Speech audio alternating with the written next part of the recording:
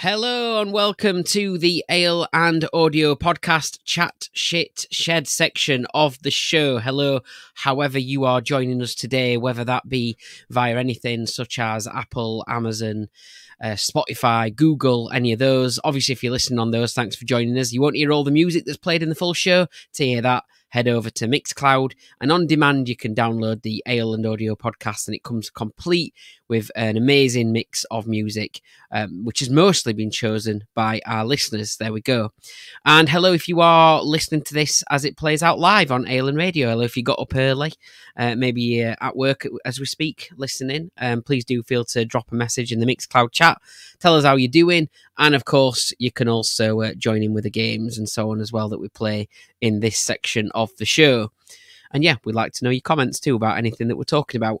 And finally, hello if you are watching this on YouTube, where we kind of put the extended and uncut stuff quite a lot as well in full. You also hear the extended bits or the things that we cut out of the main show on Ale and Radio as well across the week. We put that on there. So yeah, but yeah, if you're listening on YouTube, hello. Watching on YouTube, hello. I was a bit behind on the YouTube stuff, but I caught up recently.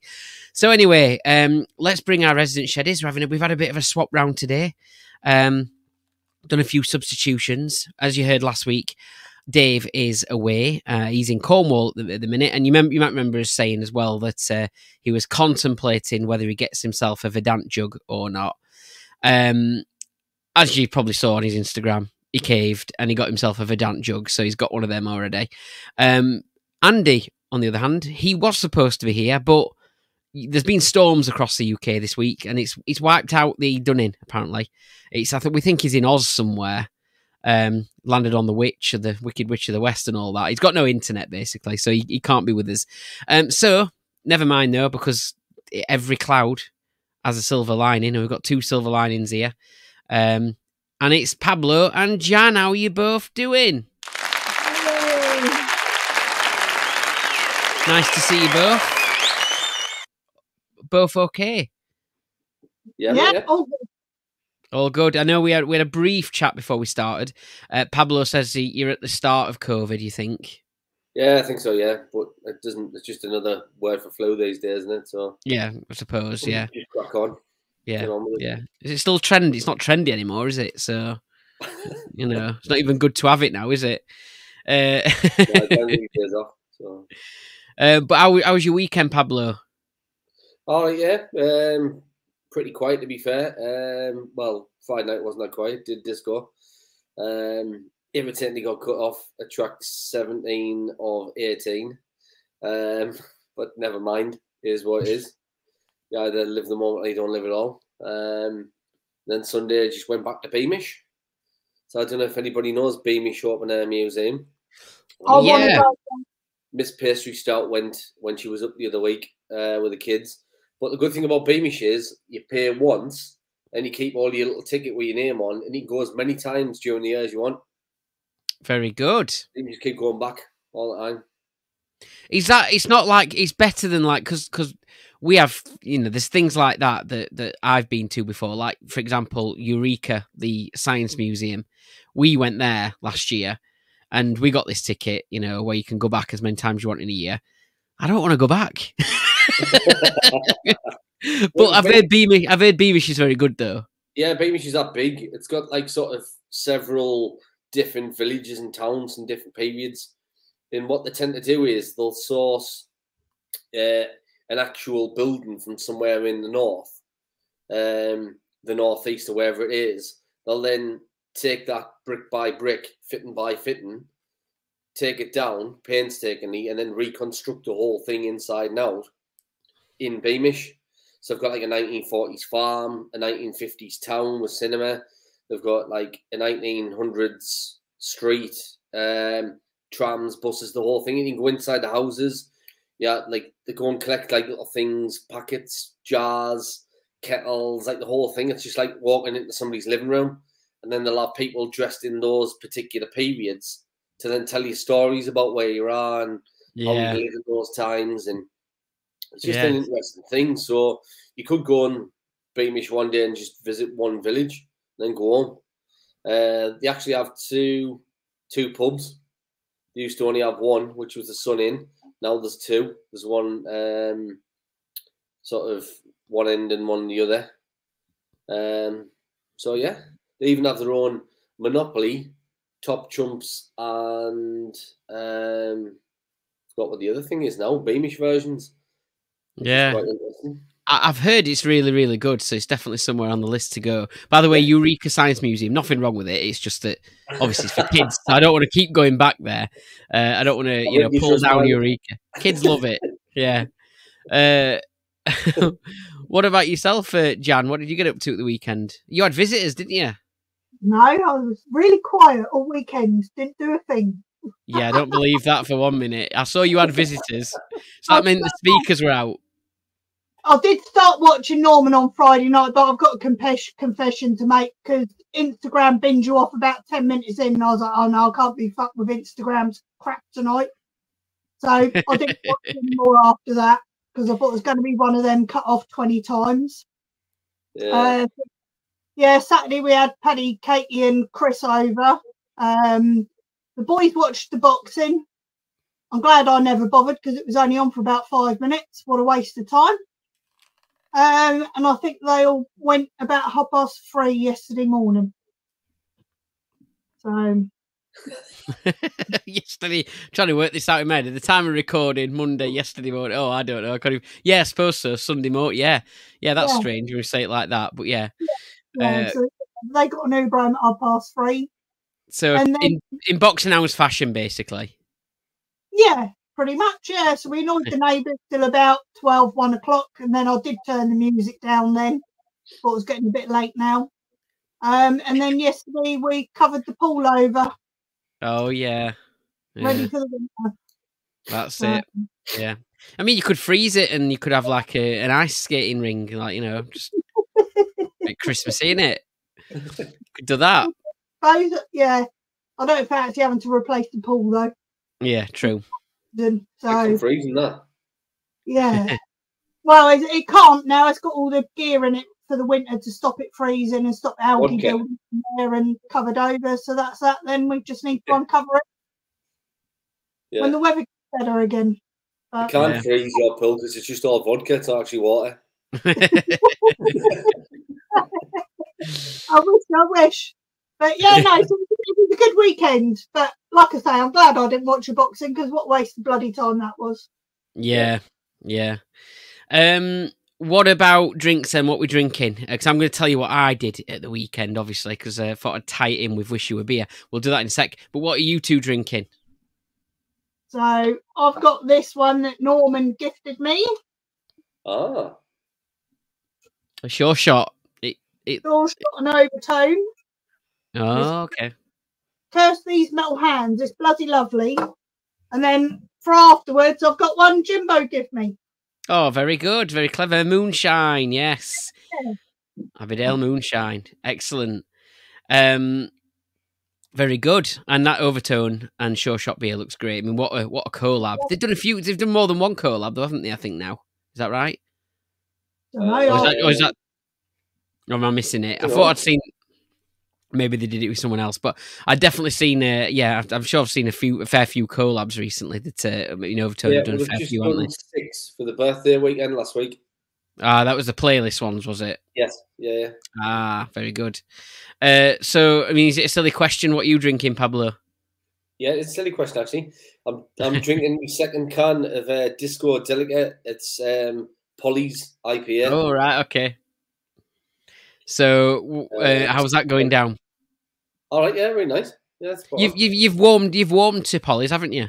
Because you wasn't on board with Polly's as much at first, was you? No, the sort of I thought the brew was like a weird taste. I don't know if I was just unlucky in the fact. To be fair, I made that judgment off about 3 Polly's. They all tasted the same. They all had a slight weirdness to it. I do know what you mean, though. They do have their own, in the same way that, like, the other breweries you can pick out and go, that's their taste. Yeah, Verdant. Yeah. There's others, and even Overtone to an extent. They've got. I've always, when I've had theirs, I've always felt they've got like sort of like a familiar like backbone or something to them. And I think was like Polly's is quite like a florally sort of taste in a sense. Floral, yeah. That's what I would say. Yeah. You mate. You can definitely taste the overtone in this.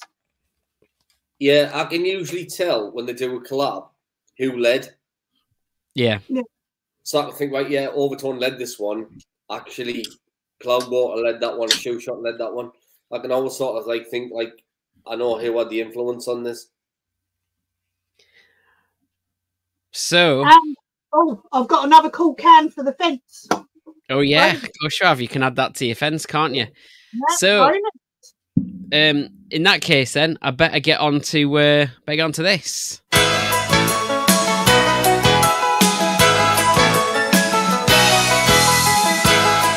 Wish you were beer.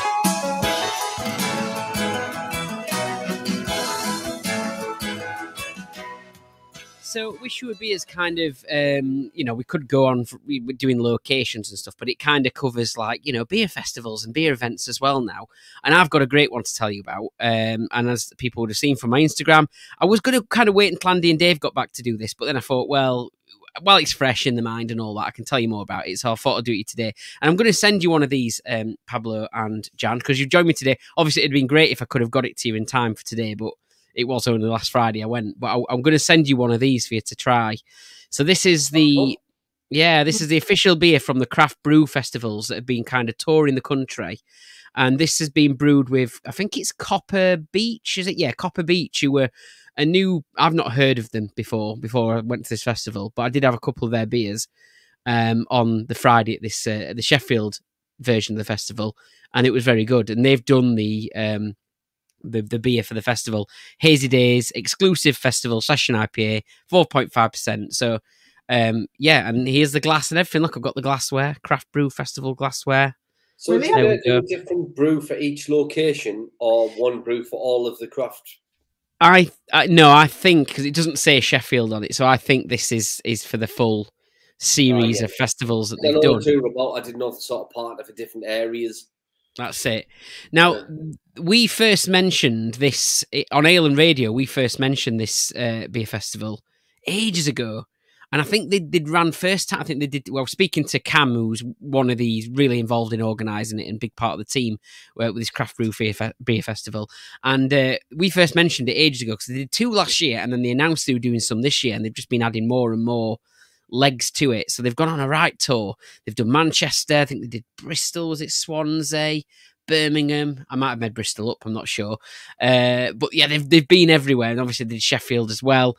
And it was great, and it was really good. And the unique thing about it is it's a beer festival where you pay for your ticket, and then your beer's unlimited free beer after that, basically, which is well, that's the thing. This is what's quite surprising. The early bird tickets for Sheffield, which the early bird sort of period lasted ages as well, £35 for 5 hours of unlimited beer, which I thought is quite an eye-opening price, really. That's like for supermarket beers. Exactly. So the normal prices, I think, only went up a tenner to about £45. Even still. So exactly, that's what I'm saying. So still very good prices.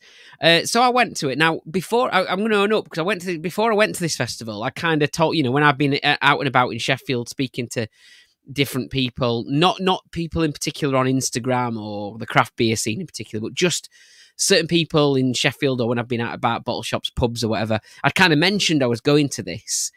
And I think a few people, and like I said, definitely not the craft beer scene, a few people were maybe a little bit unsure about it and thinking like, what is this all about? It's not like a local beer festival as such. It's not one that somebody local is organised, or Camera, for example. And, not saying that everyone in Camera is like that, but obviously the Camera can sometimes, and they can be a little bit old-fashioned, can't they? And, there's sometimes a little bit of looking down your nose at craft beer a little bit. Not everyone, I've got to add, though, with that. So I did speak to some people before, and they were a little bit uncertain about this, thinking, is it just a money-making thing? Is it going to be that kind of thing? And you know what? I went to it with, completely thinking, I'm going to see how this actually is. And it was really good. You could not fault it. The atmosphere was absolutely brilliant. The breweries that were there, there were a couple of bigger ones. You got Cloudwater there, but still an independent brewery. Thornbridge were there as well. But again, they were quite local. Other than that, they were probably Siren were there. They were the other big one. But generally, they were all very kind of under the radar breweries, and all very, very. Oh, one second. Thank you. Right, I'll put it on for the podcast. Thank you. I'll get to that in a second. That was my daughter just popping in with something for me to put on. So anyway, yeah, I went to it, and like I said, all the brewers that were there were, like I said, very kind of under the radar ones. One that you'd kind of heard of, but it's not necessarily really easy to get the beers and things like that. And it was brilliant. It was really, really good. And the other good thing about it is that you kind of had, it wasn't, it was sold out. The event was sold out, but it was not packed. It wasn't as in you couldn't move. You could easily, you never queued for a beer. And we're talking, there must have been about 10 or 12 breweries, I think, that were there. You never queued for a beer. You had time, an opportunity to speak to the brewers or the people that were manning the stands. It was really, really good. I cannot fault it. And the atmosphere was just good as well. The music, live music, the food was great. You can't fault it. And I made a point as well of going to speak to a couple of breweries and asking them what they thought of the event from their perspective of things. Because obviously, you know, they're going to want to get something out of the festival as well. But again, they were all very, very positive. Nobody had anything negative to say. Not that I was trying to get anything negative to say at all, but they were all completely positive about it. And it was really good. So I can only say I recommend it. You know, I really do recommend it. It was really, really good. And yeah, the beers are great. And the sort of video clips and things from Crafty Dog and Carm and you and Vine. Some people have a sort of preconception of, craft beer festivals for boring nerds. I like these hops, and that's all I think you sort of stand and talk about. But the photographs look like you could have been anybody who wasn't even interested in craft beer that much. Yeah. And sort of going, it was just a great little festival party, colourful, well branded, live music on. It just looked great. It looked like a great party. And I was sort of sat there a little bit gutted I didn't go, to be fair, because I know you asked us. Go, and it was a bit last minute, or very last minute. I didn't realise you were actually repping there with a full stand and stuff. Well, that was also very last minute as well, to be honest. It was a little bit of a late decision. So we got a big banner stand now for Ale and Radio. That was only pretty much ordered like a few days before I went, and I was like hoping it was going to come in time. I'd obviously got a few bits done for Joe when he went to his beer festival at the Brew Club, so I kind of thought, oh well, I should maybe do that here as well. There's definitely something to do more. I still managed to get. I would have done it with you. I would have just driven there and then driven back and repped it and not drank. I would have done it for that. But I mean, I would have come down and get hammered on unlimited beer, and I was like, that's a bit late notice to sort of get switched and stuff on a Friday night, and I get a hotel and stuff. It's just too much. Yeah, I mean, I worked very hard. I was constantly, going around speaking to people, trying to get interviews, and and still I managed. I still managed to get hammered somehow. I don't know how, because like my dad came with my brother. Obviously, my brother and the Vine Pub Shed got a bit late because they were after work. But I took Wayne Bottle Shop from my local bottle shop, La-di-da. So we were there quite early because they told us to get there for 5:30 so that I could, meet Cam, have a chat, and meet some of the brewers and all that. My dad and Wayne at the bottle shop, they'd started well before me because I was busy setting up and going around speaking to people. I spoke to Daft about craft, obviously Crafty Dog.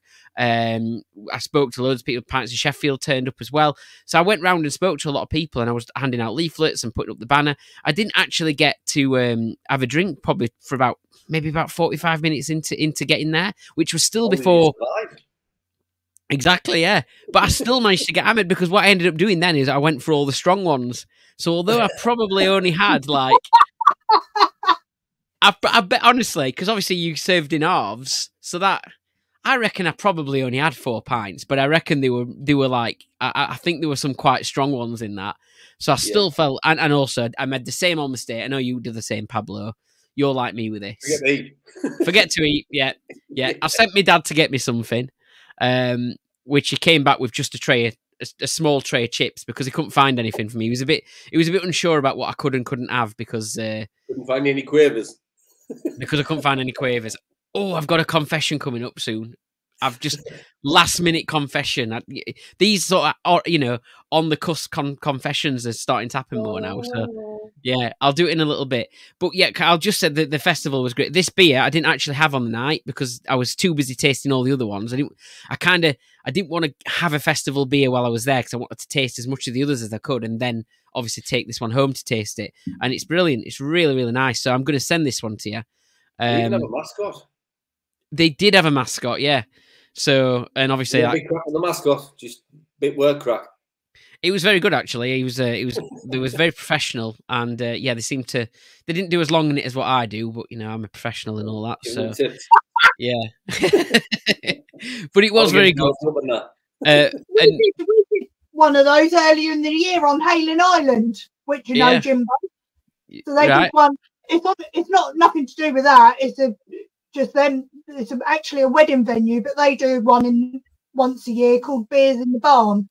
And you pay 50 quid. It's 6 local breweries. So I think there we had Little Monster, Staggeringly Good, Siren, another one, Escapist Brewing, you've not heard of because that is really local. Yeah. I can't remember the other two, but they're 50 quid and unlimited drink. You can't complain. And, you know, like I said, I was, you know, because I knew that there'd been, you know, a couple of people had said to me, when they were saying it to me, I'm not sure what I think about that festival. I'm not going to name who it was or anything like that, or the people that said it, but it was a bit like, I'm a bit unsure, you know, because I want to give it a go. And, you know, from what I've seen, with everyone else going, it looks brilliant. And honestly, it was really, really good. And like I said, I made a point speaking to the brewers. So, you know, how does it work for you? And what I got back is that for the brewers, they kind of make what they actually pull off the pumps and all that, on the kegs and all that kind of thing. So they actually they cover the beer, and I imagine more. So cost price, and then they're hoping that people reorder. Yeah, potentially. I mean, they didn't, you know. Nosebleeding do one up here. Yeah. What was that? Sorry, Pablo. I'm hoping that they get a bit of a nosebleed and do one in Newcastle.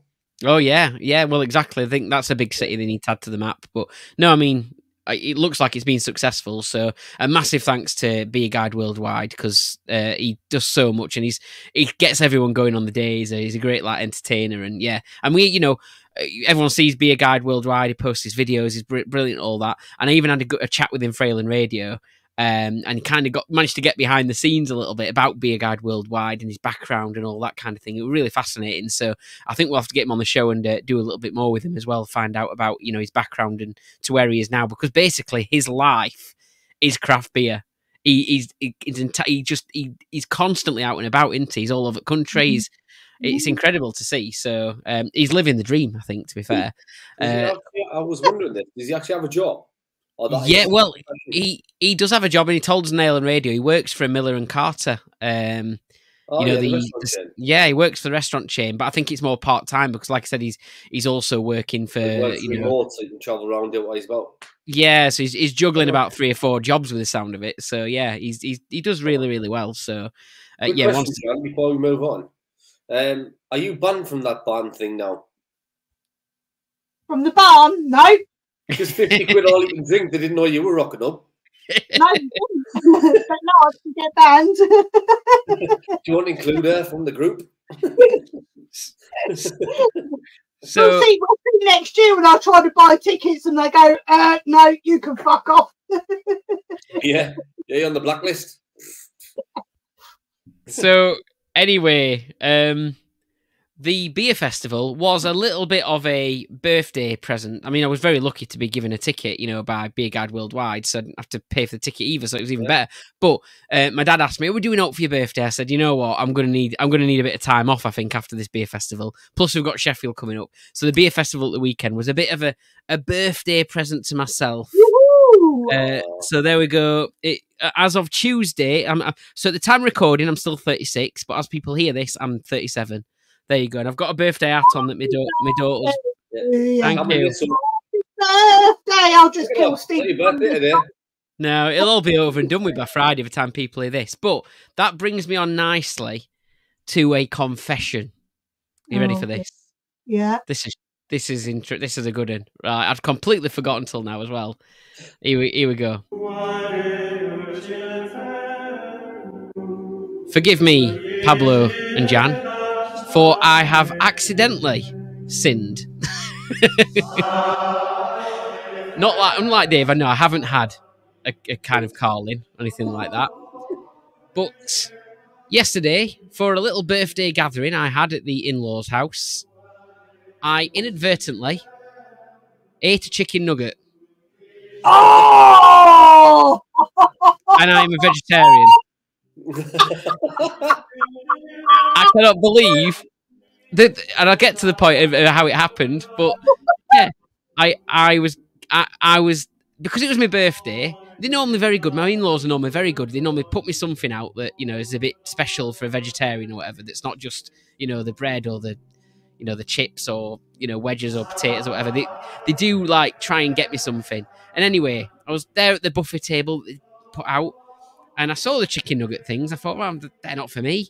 And mother-in-law went, no, it's your birthday. I've done everything here is vegetarian. She said, everything's vegetarian. And I was like, are you sure? And she went, yeah, everything's vegetarian. My wife went, yep, it's your birthday. She said she's done everything vegetarian. So picked up a couple of chicken nuggets, went and sat down, got myself comfortable, bit into it.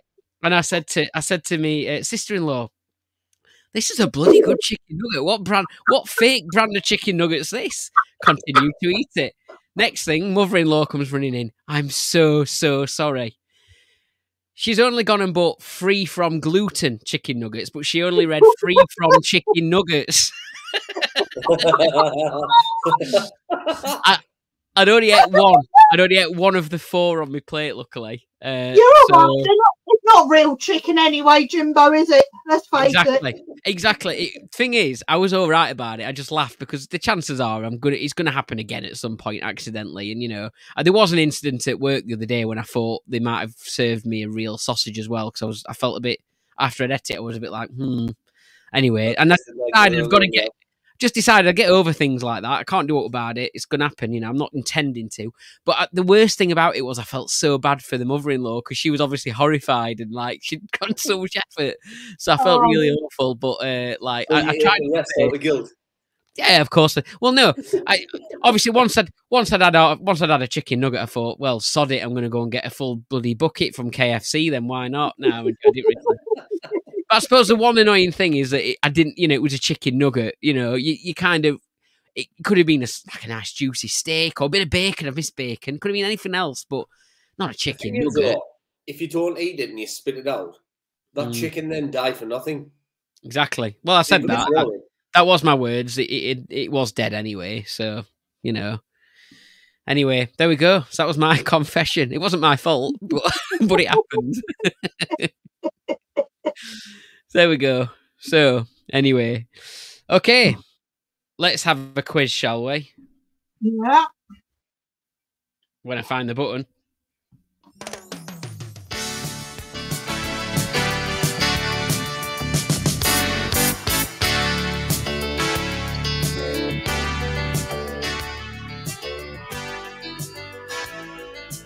It's time for the Big Pub Shed Pub Quiz with your host, Jimbo. And your contestants, Pablo of the Disco Bar in the northeast, and Jan of the Box and Hounds down in Hampshire. How are you both feeling? You both feeling quizzy? Not really. Not really. Yeah. I'm hoping that Jan didn't write all these questions. No. Well, she may have seen them in the news. You know, Jan does keep an eye on the beer news, so there could be some things crop up. So I'm fucking useless anyway, because I'll read it and go, "Oh, that's interesting." And then 30 seconds later, I've forgotten about it. So don't worry, Norman. And of course, some of these headlines may have been like sort of like ticking along the bottom of the Ale and Radio screen as well, just the headlines. So some people might have got a bit of an inkling as to what some of the answers might be, but maybe not. We will see. So here's your first question. Your first question is an estimation question, so you get a bit of time to think about it. Here we go. The Castle Pub in Droitwich Spa. I'm not sure if I've been there because I went to Droitwich not long ago when I went to Ada's Unicorn Experience Day. I'm not sure if that was the pub I went to or a different one, because I went to a really cool pub there, but I'm not sure if it was this one. But anyway, the Castle Pub in Droitwich Spa have been celebrating Oktoberfest, which is obviously ongoing at the minute, by serving up Britain's biggest bratwurst. How long is the bratwurst? Did a dwarf measure this, or a woman? You just went right out my mouth then. If a boat measured it about 15 mile, If a woman measures it, If it's a woman, if you'll say 15 miles, I'll say 5 inches then. yeah, exactly. Yeah. We've got both measurements in feet and meters, by the way. So it's up to you which you go for. We've got both. Well, there's a clue, isn't it? I mean, it's handy if you go for this. If it's handy if you both choose the same, Same Bradverse. yeah. If you choose the same unit of measurement, that would be kind of helpful. But yeah, Right. I'm better in feet than meters, Norman. So I don't know about you. Yeah, I'm shit at both, so I'll be nowhere near it either, so it doesn't really matter. Oh, and then there's yards as well, isn't there? But we're not getting to yards. Look, the way I look at it is, the way I look at it is it's like a foot long subway, isn't it? You know what? I think I can't remember, but I'm once sure I tried to measure myself in foot long subways. Jesus. Yeah. I did. Wow. Oh, you're like Barry. Well, it was only two. It was only 2 Subway sandwiches, obviously. Where's Courage? Yeah. So Well, what we say? Who wants to go for the first guess? How big was this bratwurst, which was Britain's biggest bratwurst, served up by the Castle Pub in Droitwich Spa for Oktoberfest? I'm going to just go way, way out there and say 100 foot. 100 foot. Okay. Yeah. 100 foot bratwurst. Pablo, you going higher? You going lower? just purely because of the movie Speed, and the only line I can remember from that movie, I want to go for 50 feet. 50 feet. No, so, okay then. It's all about girth, though, surely, not length. Because you could have a bratwurst that's the girth of a pencil for like miles. Exactly. But proportionately, I wouldn't call that a sausage. That's just insulting. It'd be like a long shoelace. That's what she said. Yeah. Nobody wants a shoelace. Right. Who'd have thought a sausage question would cause so much aggro on the Ale and Audio podcast? Have you been on your own podcast before? I'm going around this beer festival the other day talking to all these, all these breweries about, what we do. We talk with serious talks about beer and all that. Here we are talking about a massive sausage. And who wrote the question? Exactly. Exactly. So, right. Well done to Pablo. Hey! Oh. 40 foot, 12.12 meters is what you were looking for. There we go. Big bratwurst there. Please tell us it's not coming out of bloke's trousers. But speaking of food and stuff, there was some great food at the event. And actually, one of the breweries, Disruption is Brewing, who give me a couple of beers that I'll be drinking at some point on one of these shows in the future. They had, on their stand, they had some nachos and they had this stupidly hot sauce, which I didn't try because, funny enough, where the Ale and Radio stand was based, or where they put us to have our little banner stand at this Craft Brew Festival, was right next to the brewery, Jimbo. Which I thought was quite funny. But the guy who was on the Jimbo, and Jimbo, you'll have seen on Instagram, they're the ones who have all their beers and stuff on like CFAX, teletext type screens. Yeah. Have you seen them before? They've got like loads, and not just one screen, loads of different size screens with CFAX on. They put their beers on. So it must, the setup for that stand must be, the effort it must have to go to. But anyway, the guy on the Jimbo stand, I was trying to talk to him and he could barely get his words out because he just had some of this hot sauce on the Disruption is Brewing stand. He was like, it took his face off. It was so hot. And then he vanished. He didn't turn on. People were serving himself. He basically just turned his what do you call them? His Linda machines round, and people were just serving themselves. And I think he sold a lot of beer because people could just, not sold beer, obviously, but I think he got rid of a lot of beer because people were just loving being able to serve himself. But I suppose in a sense, well, why not if no one's paying for the beer anyway? So yeah, But anyway, that was a laugh. So, next question. We're on multiple choice now. What creature made the news after getting into a National Trust shop at the Wicken Fen Nature Reserve in Cambridgeshire, where it sat on some cans of National Trust craft beer? It's either a grey squirrel, a field mouse, or a kingfisher. Pablo, you can go first with this one. So one of these creatures got into this shop and decided to, out of all the places to go, and this is just how great craft beer clearly is, and beer in general is. This creature decided to go and sit on the beers. That's where it went. And that's where it went straight to. I'm gonna guess somewhere around there. If a mouse came in and sat the can, nobody really be bothered because they'll see mice all the time. Unless it was like Stuart Little and they drove in the car. Are you writing that off? I'm going to say kingfisher because I think that's funny because you get kingfisher pubs. So a pint down the kingfisher, I can imagine that being... And beers, kingfisher beer as well, obviously, yeah. Yeah. So I would imagine that being a headline. So I'm going to say kingfisher because that's quite unusual and would be like a big deal. Mm-hmm. Okay. Deal. Jan, do you want to go the same? As a ruby, but I'm not going to. Yeah, I wondered if you'd do that. No. That's not why that's one of the answers. It could be the correct answer, obviously. But yeah, Jan, are you going to go same or are you going to go something different? No, I'm going to go something different. Norma's probably right, but I am actually going to say a field mouse, only because it's a national trust, obviously in a nature reserve, and field mice are actually very rare. And to see one is, I've seen one once in my life, and they are amazing. So I am going to say a field mouse. A field mouse, because you think they're rare. Yeah. See, I thought they were quite common, which is why I put it down as a fake answer. Well done. Well done, Pablo. Yay! It was a kingfisher, and there it is. I mean, that's amazing, isn't it? Like, it's perched there. It chose to perch on the Kentish Ale, which is a National Trust brewed ale. I don't know who they make the beers with, but they've got their own little like craft ale range with look of it. I'd quite be interested in trying those now I've seen them. Yeah. See, if I'd seen the cans, I would have guessed squirrel, knowing that was on the label because it would have made brand sense. And then I would have said they faked it and they staged it, and it wasn't even true. Yeah. So for the YouTube viewers, you can see the can. They look quite cool, though, don't they, Jan? Yeah, beautiful.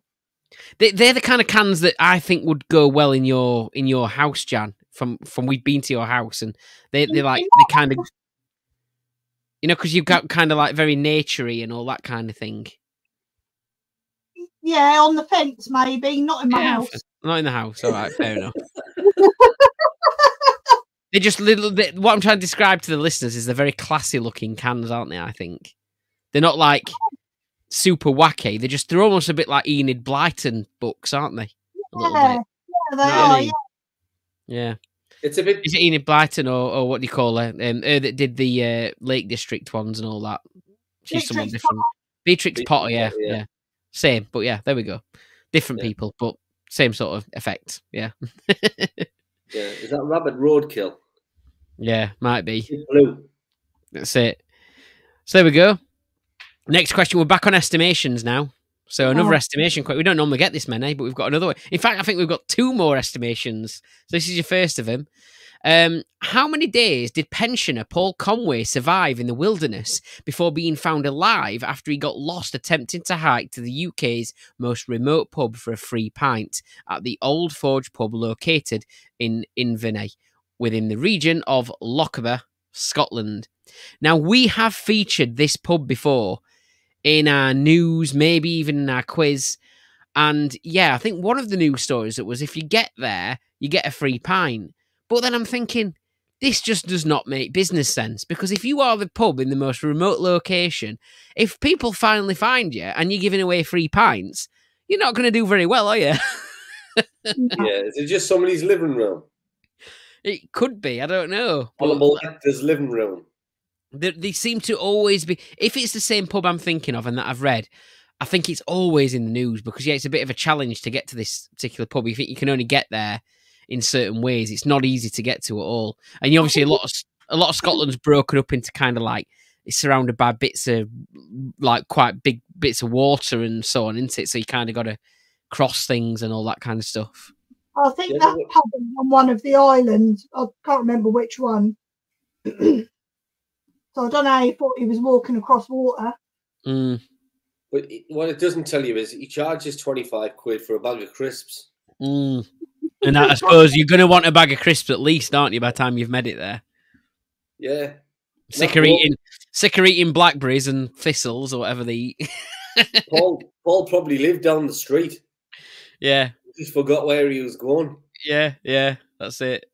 So how many days did he survive before being found alive? Obviously, you know, the great thing is that this is in the quiz because if he died, I probably wouldn't have put it in the quiz.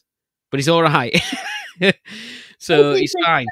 What I was talking about at the beginning, because I've read this story, mm-hmm.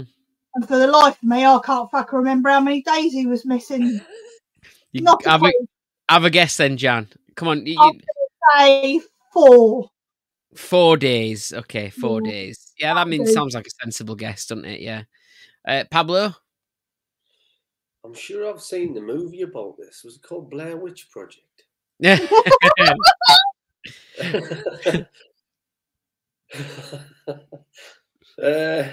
I'm going to say... I'm going to go all Sting. 7 days is all she wrote. 7 days. Or Craig David. Oh, Craig David, yeah. Either one of them. Looking for the pub on a Monday, found it by a Sunday. Or the bare naked, or the bare naked ladies, obviously. 1 week. That's why I got lost. We keep going forever. That's it. So who got it right? I mean, well done, Pablo. Absolutely spot on. 7 days. Yeah, he went all Craig David. But yeah, he survived. But the backstory is that he actually was formerly, back in his youth, and obviously when he was working, because he's a retired pensioner now, he was actually a retired paratrooper. So I think he had some kind of basic survival skills. But they did have to send people out looking for him because they were very concerned about him. But yeah, found alive and well. He sorted him. I don't know if he got to the pub in the end. I should have looked at that.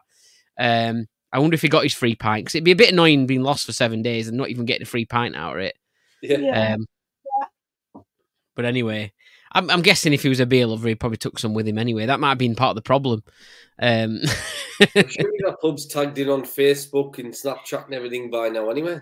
Oh, yeah. That's it. Next question. Another estimation question. Beer lover and former MP staffer, which means you worked for an MP's office and you might have did some admin and all that kind of thing. Jay Chan, aged 18, has started a mission to have a beer in every parliamentary constituency in the UK. So how many beers would this be if he had one beer in every parliamentary constituency in the UK? Well, he'll have done most of that in lockdown, did he? Well, yeah, very funny. Yeah, I don't know which party he was affiliated to, which party he worked for. I'll add. I haven't looked that far. But if he's out of work, I'm guessing it could be the Conservatives. Yeah, former MP, so, yeah. So he put all on expenses. That's why he's former. Yeah, maybe. But yeah, beer lover, former MP staffer, Jay Chan. Yeah. He's only 18 as well. It's great. I mean, there's people doing similar challenges. Obviously, got the Great British Pub Crawl who I keep an eye on, and they are just like flying. But I mean, it's going to take them forever, isn't it, to do that? But yeah, I think Jay's might be a little bit more doable. At least you could probably see the end of it at some point. Apparently, he's done all of a lot of the West Midlands areas now. So he's done quite a few. But by quite a few, I'm saying about 10 when you come to the West Midlands areas, if that's what we're talking about. But how many he's going to have to do the whole country? I really hope his Instagram's called Can Chan. That'd be good if he's on Instagram. That would be great. Yeah, he should be on Instagram. He should be. If he's I have to look for him. Oh, yeah.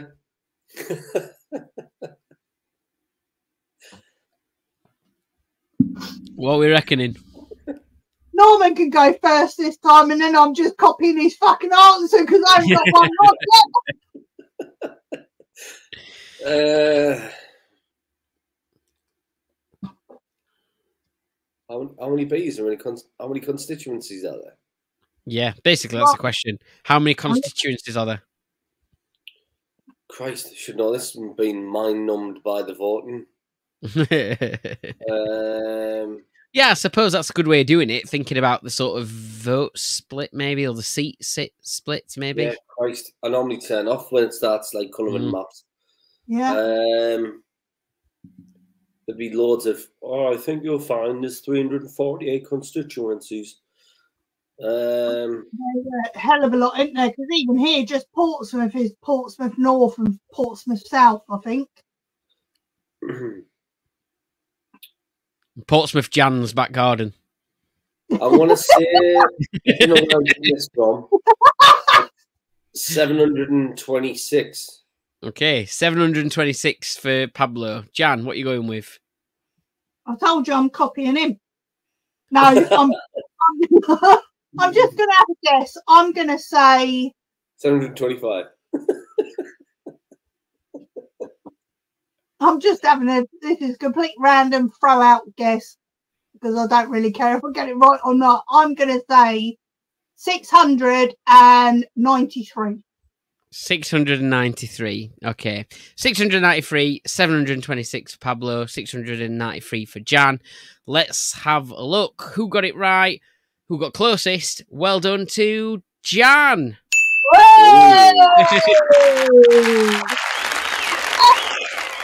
650 different parliamentary constituencies he needs to get to. So, yeah, and he's done 10. I mean, this made the news. Has he bollocks done 10? I think it was local news, but it's a good idea. It's quite it sounds like maybe an achievable talent or the thing. But I mean, can you do? An MP, he'll have a policy that he never follows through on, so that'll be the only 10 he does. I mean, if you got to one every week, it's 52 weeks in a year. If you manage to get to one every week, it's still going to take you a lot of years in it to do it. So, yeah, but it's more doable. More doable. You never know. And especially if you're going on a bit of a holiday, you can, like Jan was saying, you can cross over into another constituency very easily, can't you? So, yeah. I think it's doable.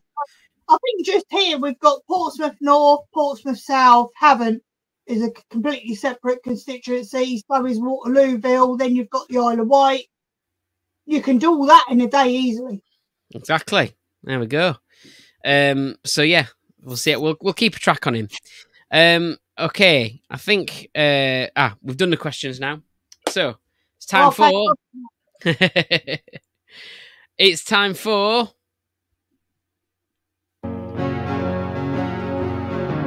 I got a pub shed in my garden and a bottle shop in my town.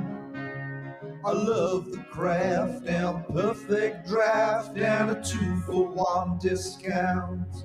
So when it comes to beer, I need a deal that'll keep the prices at a steal. So I'm calling up Martin Brewis. Martin Brewis is on the phone. Pablo's on his disco phone to Martin Brewis. Now, we're not going to spend loads of time on this. There's not a great deal out there, and you know what? They tend to be.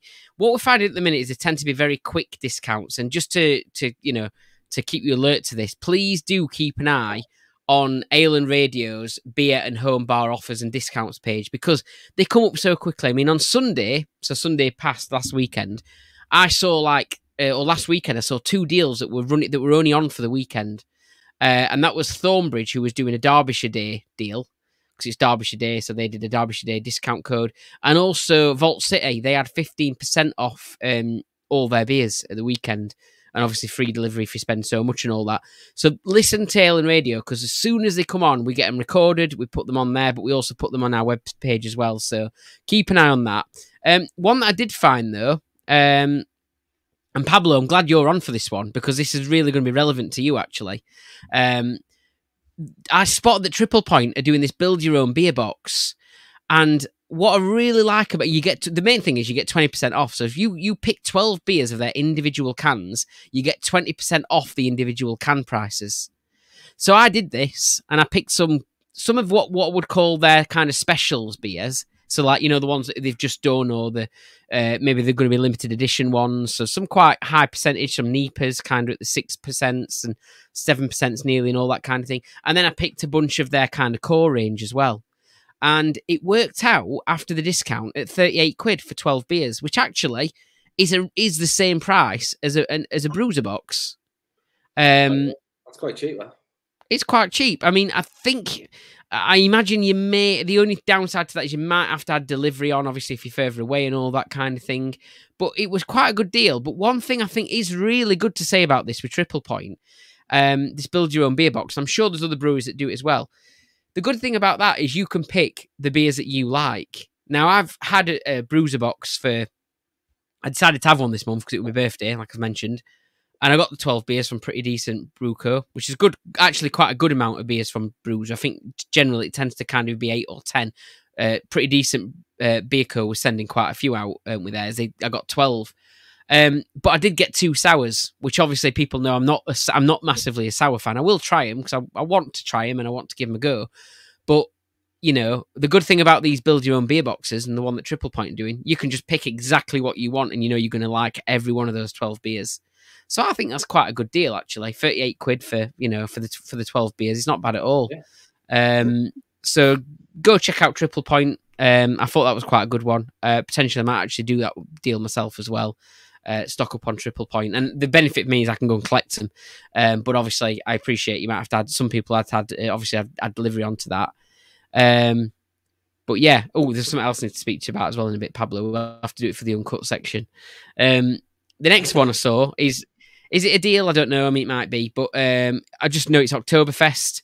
This is Aldi. They've kind of got their Oktoberfest deals and stuff out. So if you wanted to go pick up things like your Erdinger, your Spartan, Launbrau, I think they do as well. I think I can see that on there.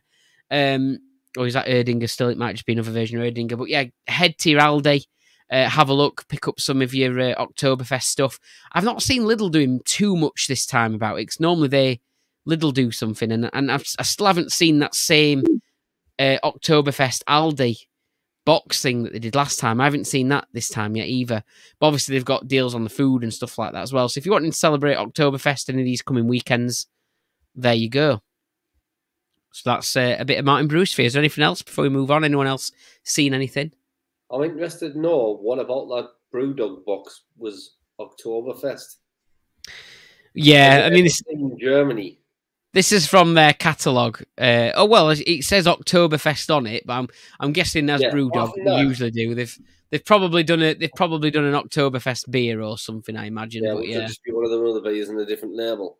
Never seen Germany, Austria in its life. Exactly. Yeah. But anyway. I'm going to be heading to my local bottle shop to pick up some Oktoberfest beers for the weekend, I think. And we're hopefully going to do a show, an Oktoberfest show as well in the next few weeks before Oktoberfest's over. But any of you celebrating it, doing any Oktoberfest stuff? No, I'm on holiday October. And I've got loads of beers. Seriously, I don't need to buy any beer for about a year. Yeah, exactly. I've even got shit beers to drink that I bought for all the non-craft beer drinkers, but I did say to Kev last night, I'm not wasting them because we spent about 100 quid on shitty beers. So I said, we'll just wait till the spring and then I'll just whack a bit of lemonade in and have a something. Or it's just an excuse to have more parties, isn't it? Well, yeah, it's an excuse to have more parties. We were discussing that as well last night, actually. We will. So in the Uncut section, I wanted to have a quick chat about a beer that I spotted at the Craft Beer Festival. I wish I'd got it to put up on screen, actually. But you know what I'm on about, don't you, Pabs? Yes. It was a... Yeah. Who was it from now? It? Yes. It came with it basically topped with ice cream. Water. And a wafer and everything like that. Ice cream floater. It was an ice cream floater, and obviously, Pablo, you've done a few videos recently, haven't you, about putting fruit in drinks and stuff like that. So I had to tag you in that one. So I did squirty cream in a sour the other day, which I was drinking the sour thinking this just tastes like a mixed berry sauce I would have with a dessert. So I'm now dreaming of eating squirty cream and cheesecake and stuff while I'm eating it and meringue. So I just got up and got a tin of squirty cream, went on a live and squirted loads of squirty cream in me sour beer. And you know what? It was absolutely banging. And the best bit was some of the squirty cream sort of sat on the top all the way down to the bottom. Getting a spoon and spooning that out with some of the sour beer on the end was it was ridiculous. But yes, so Abby Tronic actually messaged me saying that her and Andros, about a year ago now, I think, had an Eton mess sour from, I can't remember which brewery it was. I can have a look through my messages. And they served that with squirty cream and bits of broken meringue in the top. And it just tasted like Eton mess. Wow. Yeah. I bet you'd be interested in trying that one as well then. Yeah, 100%. I'm getting some meringue and I'm going to smash one of them. So I thought about getting the Vault City Eton mess, getting some meringue and some squirty cream and having a go at that. But honestly, like crazy mind of Pabs, sometimes shit happens and it's nice. Well, there we go. I mean, I just found the name of it. Hold on, and then I put it down and I've lost it again. 1 second. They are called, the one that I had, it was Only With Love Brewery, they're called. So if you want to look up them, Only With Love Brewery, their beer was called Oh Yeah. Hold on. Hold on a minute. Bear with me. Their beer was called Oh Yeah. and it was an ice cream soda pale, and that was the one that they kind of put on their thing. If I can find it on my phone, I'm going to hold it up to the screen. But yeah, it was brilliant. Like, as in, I didn't have it because it's just not the thing I'd go for. But I saw so many people walking around with it, and it was a proper talking point. At the festival, it was really good. But while I find that on my phone, the other thing I want to mention is you got it. Have you got it, Pablo? Hold it up. No, I'll show you that first. So there's Abby Tronic and Andros having the Eton mess from the little brewing company. So he is having cream and strawberries and meringue. Yeah. And I can probably find the one that, because you sent this to Jimbo. There it is. Oh, yeah, there you go. Yeah, ice cream, top with the ice cream. Cover your face, Jimbo, so I can see it. But, yeah, there was loads of people going for that one. I kind of wish I'd had it now, but... Brilliant. And the other thing I want to talk to you about at this point as well is the other day I had... So you always talk about how much you're really into sort of Nelson Sauvin hops as well at the minute. Yeah, I love Nelson. I'm same. I've just really figured out I'm proper into. If it's got it in it, I'm gonna like it. I know it's one to pick up a can. If it's got that in it, I'm having it. I know I'm gonna like it. So anyway, I had a beer the other day from Aberdale Brewery called Nelson, and it's like got Nelson's column on it, and it's done with Utopia, Aberdale Brewery Utopia, and it's a solo hopped Nelson Sauvin beer. And I know I've been asking about this, whether anyone's done that, if there's been many sort of solo hopped, because they do solo series, don't they, different breweries, and whether anyone had done this stuff. Probably end up being like a glass of wine. Yeah, well, I thought that, and it wasn't quite like that, but at the same time, it wasn't. I mean, I've only had the one beer. For example, Kipling, which is a Thornbridge beer, that's a single hopped. Yeah, not the cake maker. Although they are good. They are exceedingly good, yeah, but not the cake maker, yeah. No, but Thornbridge do a single hopped Nelson Sauvin called Kipling, and I've not tried that, but I tried the Aberdale one, their Nelson Pale, with Utopia Brewing, who were based down like Cornwall or Devon or something like that. Devon, I think it is. And yeah, it was good. It was nice, like really drinkable beer, and quite thick for a 4 point. I think it was like a 5.2%. It was kind of drank a bit thicker than what you thought it would do.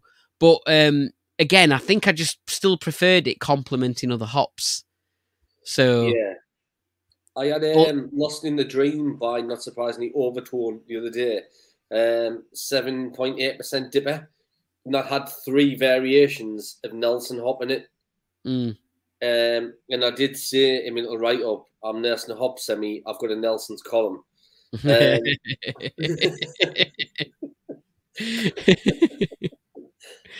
Hold on. Yeah. Hold on. Let me find my button then. Nelson tastes so good. Yeah, I love Nelson, mate. I just think I don't mean the dude from The Simpsons. I mean the hop. Well, this brings us back to a point we were talking about the other week, are there hops that you don't like? Because I obviously might have listened, but I discovered I don't like Columbus, and that's why I don't like neck oil, because I've figured out now. Not that neck oil is a massive favourite amongst lots and lots and lots of people, but it's the standard go-to beer if you're out in a pub that doesn't serve craft beer. Neck oil is your next best thing in it half the time, but I just don't like it. Guinness is the next best thing. Well, yeah. If there's not, yeah. But generally, that's like the only thing that they have in it. Most pubs will just do the tick the box craft beer neck oil. I just don't like it, and it's not because it's the tick the box craft beer. I think it's because of the Columbus in it. Because I had another beer, a Polly's beer, like I said, had the same hop in it, and I felt that I got that same kind of flavour. Anything that you like, for me, I don't think there's one I really don't like, and very controversially, I actually like Citra. And there's a pub in the New Forest, and they've got a brewery there. Like, you can't get it online or anything. They literally just do their own beers in house, and they do one that's called On the Vine, and it's 5 different Citra hops. But it's amazing. I absolutely love it. I love Citra. I love Mosaic and Chinook. See, usually it's floral and bitter hops that I don't like on their own. My idea of a nightmare beer would be like heavily floral, heavily bitter. Yeah, I think that's the thing, isn't it? Like, if they are on the road, because Citra is in a lot of beers, isn't it? Like, a lot of beers. Like, that's not, and actually, a lot of the other hops, they're quite citrusy anyway, aren't they? Naturally, a lot of them are. Like, so. But I think if you had, it's about the levels, isn't it, and the balance and how much you get of them. But and I think that you get like a citrus aftertaste that just sort of cuts through. Yeah. I think the same with the mixed berry. I love it when like you have a pint, you sort of taste the usual passion fruit, pineapple, whatever, mango. That's sort of 3 go-tos in it, and stone fruit. Most cans say that in the back. But when you see sort of mixed berries or citrus, I think, right, okay, I like a bit of that. I do like the Citra hops. I do like the Citra hops. I know it's not everybody's cup of tea, but I find it, like, if you drink something that's mostly the Citra hops, I find it like a really refreshing beer. Yeah. And if you're eating like, I think Cobra and stuff has a little bit of sort of citrus in it, which is why it goes well with when you're having a curry. Yeah. Because then you eat the curry and that sort of citrus cleanses the palate and cuts through the fattiness. Cuts through the creaminess of it. Yeah. And I love a Cobra. When I go for an Indian, I think, I love Cobra. Like, I forgot how good Cobra is. It's one of the most underrated sort of mainstream beers, I think, Cobra. The Indian we use, that actually has the Kingfisher on tap. Oh, so I always go for that. Just because it's yeah, but we did. And I got the answer completely fucking wrong. But hey. Must have been for curry, popped in for a pint. Right then, it's time for this.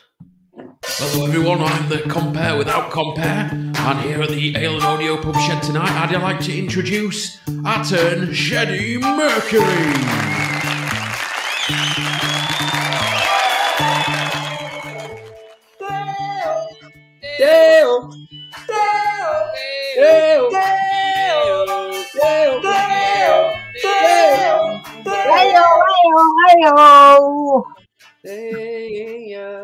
seeing as it's my birthday tomorrow at the time of recording, I'm having an extra beer tonight.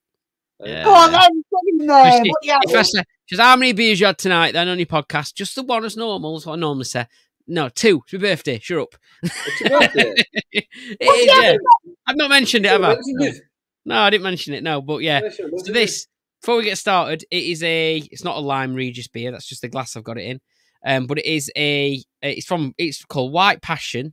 I can't say the name of the brewery. Fair Nul, and it is from Budapest.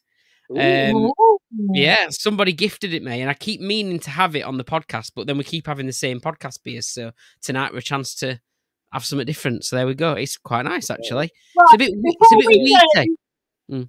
Before we get what Norman is singing, all right? Because neither of us are going to get this fucking right. Because I never do. No, we won't. Can you do me a massive, massive favour, Norman? You've got to do the Sheddie Mercury Happy Birthday to Jimbo, please. That's what I was just about to do.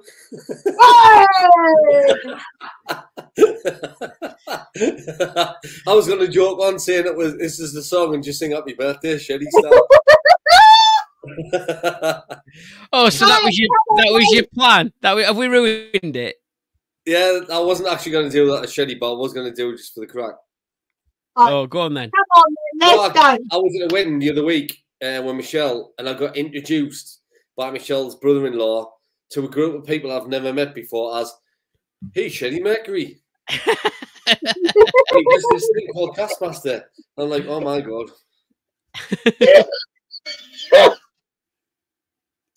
Right, come on then, Norman, let's go. Right. Happy birthday, happy birthday, happy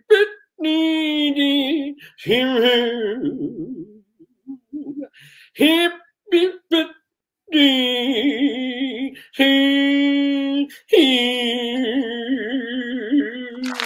Hey. That was nearly as good as that chicken nugget. You're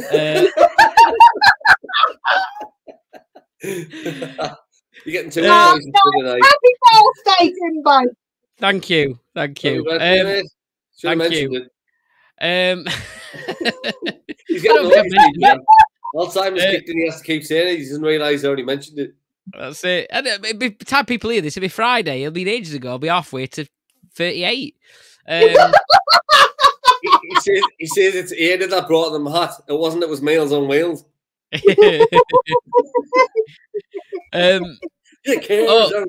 James.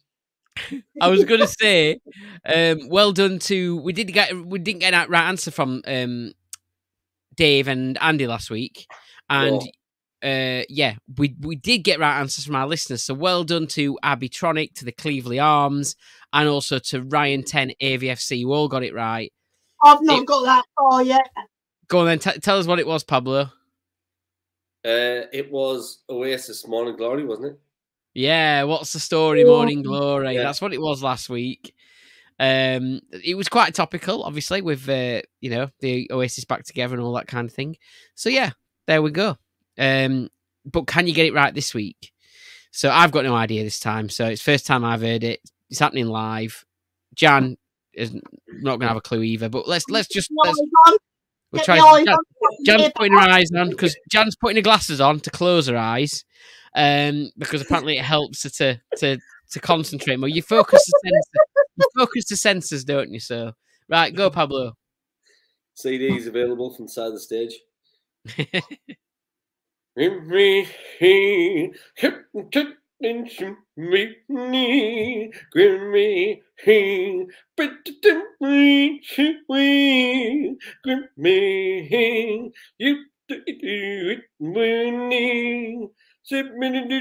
the bass, met one on the big knees, met be snicking and crack.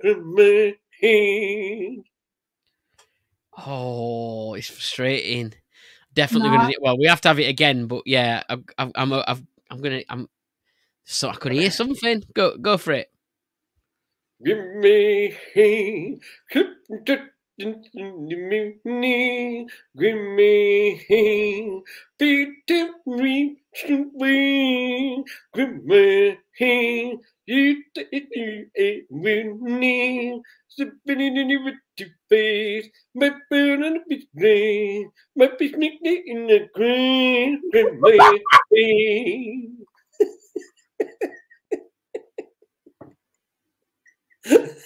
Oh, I know what it is. I know. I just can't. Right, come on, Norman, one more time. Come on then, Jimbo. I've got a fucking clue. No, we're not gonna have it again. No, we've had us 2 bites at the cherry. It's gone. Not a clue. Oh, I know. I just. I know. I've heard. I know. And I recognise it. I'm not saying I ain't got a clue. I recognise it. I just can't. I'm trying to get it. I can't get it. So. No. Oh, that's so frustrating. That is so frustrating. Right, it's rolled over. Listeners, as you did last week, get in touch. Let us know what you think it is. We need your help. Okay, it's now time for... When I find it...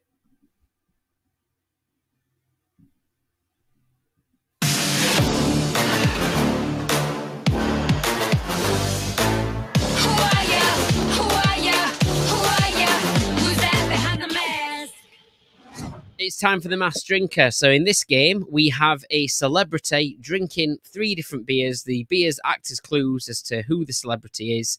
The beer name, the brewery can usually help you. The location's not usually that important.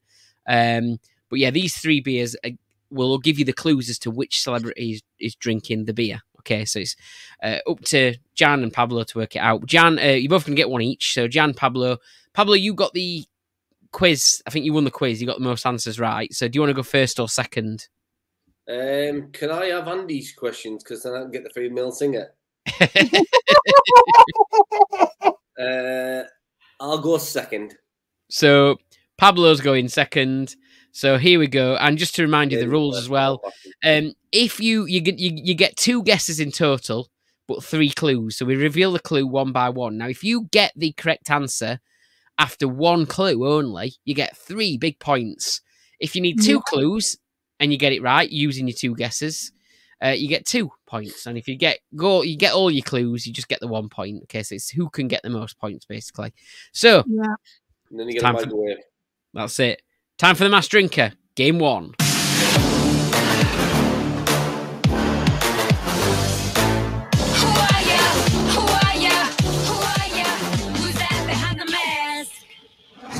Jan, your celebrity, their first beer they are drinking is Bang Out New Zealand Pale Ale 5% from Bayonet Brewing, Northallerton, Yorkshire. Now, before we have any guesses, have a think about that, Jan.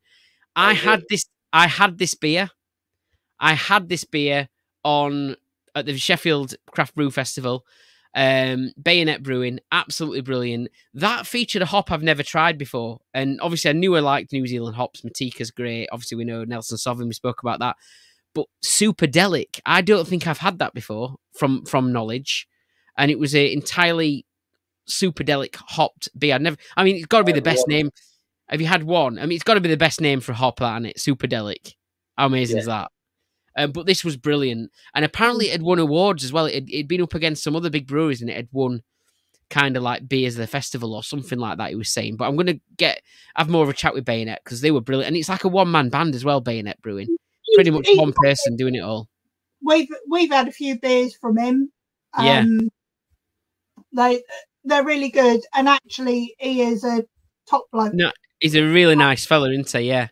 Yeah, he's lovely guy. Yeah, and he was actually based down here at one point, the same place Kev was when Kev was in the army. So yeah, I did. I was listening back to the interview and thinking, this guy doesn't sound like he's from Northallerton in Yorkshire.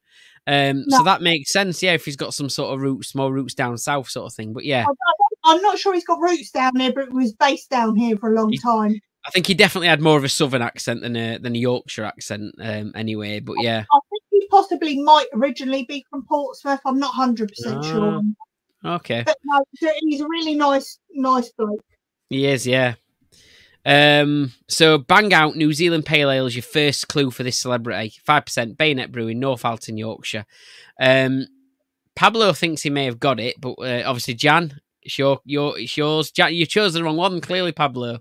What do you reckon, Jan? Maybe, are you maybe gonna not. Are you going to go for a guess, or are you going to ask for another clue? I'm definitely going to ask for another clue because I haven't fucking got one. The only answer I can come up with at the moment, this isn't a guess, but bang out. The only thing I can think of is Channing Tatum, Magic Mike. We do know you like your what is it? What's the song that Genuine? Is it that's from that film? Is it? Yeah. Yeah.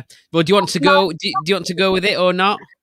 No, let's have another clue. You've got two guesses. Okay, fair enough. All right, another clue. Here we go.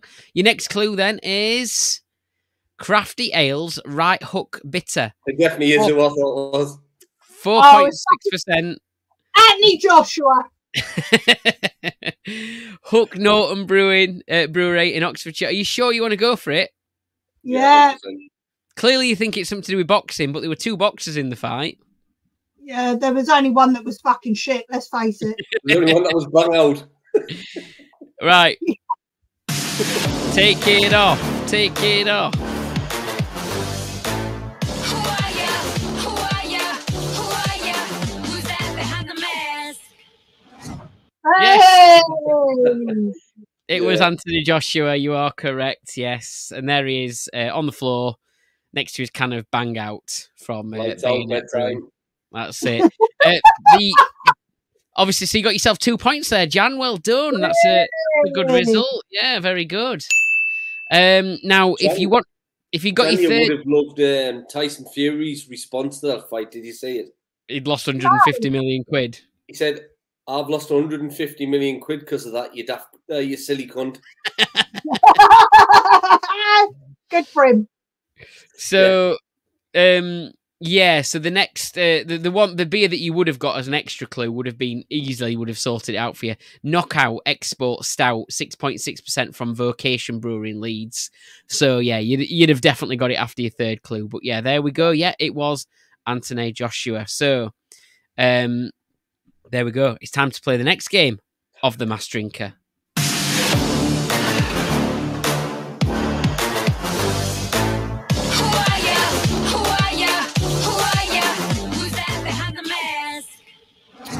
Pablo, you're up next, and your celebrity's first beer is this one. Return of Sassy Rye IPA, 6.7% from Three Weavers Brewing Co. in Inglewood in California, the US. Return of Sassy Rye IPA.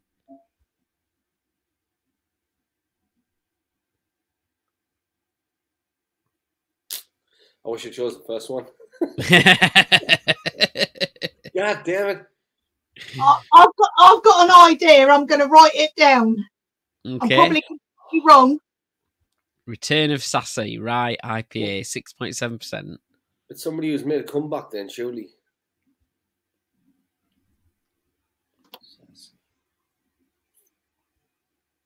I love this game. This is one of my favourite games. I love I like this game, yeah. Apart from my absolutely cack with celebrity names.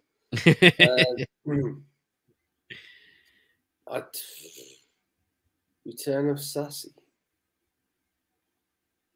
Who could that be referencing? Liam Gallagher. Do you want to submit the guess or? Yeah, bollocks, Liam Gallagher for the crack. Take it off. Take it off. Who are ya? Who are ya? Who are ya? Who's that behind the mask? No, not Liam Gallagher. Oh. He's a knobhead. Yeah, not Liam Gallagher. He was out of the boxing as well, wasn't he? But I'd rather eat my own faces and buy a ticket to them. I love the music, just I hate them. He was fucking worse than Anthony Joshua. I didn't. To be fair, I didn't see it. But to be fair, I wouldn't have known what the difference was because Liam's just Liam Gallagher when you hear him live, I think. But yeah. See, that's who's it fall for all the rain. Yeah. Right, clue number 2 then. Clue number 2 is this one. Ness Atlanta Dipper. Oh, Ness Atalanta Dipper. Cloudwater Brew Co. in I Manchester. should have got this. Obviously, it's the return of the little Welsh programme with a fat lad who defected to America. And it's obviously the lass who plays Nessa who co-writes the programme, whose name I can't remember to save me life at this moment in time. You can guess the nearest thing, though. It's Nessa, basically, from Gavin and Stacey, but I can't remember. Okay. I Do you know want- it. I do you know want- it, but I can't remember it. Do you want I to know. go? Do you want to go for it then? She once shagged John Prescott, but I can't remember her name. Did she? Well, In the programme, she kind of alludes to that, doesn't she? And then she oh goes yeah, on to in be the Bigfoot. program, yeah. Oh, what's she called? I can't remember Nessa's name. It's Nessa from Gavin and Stacey, but I can't remember her actual name. So we're gonna go. You're gonna lock in your second guess. You're gonna use your second guess. Yeah, it's Clue Nessa two. from Gavin and Stacey, the lass who Okay. plays that, whose name I can't remember. Take it off. Take it off. Take it off. Who are ya? Who are ya? Who are ya? Who's that behind the mask? Correct. Well Ruth Jones. done, Oh Ruth my God. Jones. Ness in Gavin and Stacey. So you've both drawn at the Mass Drinker, which is cool. Woo!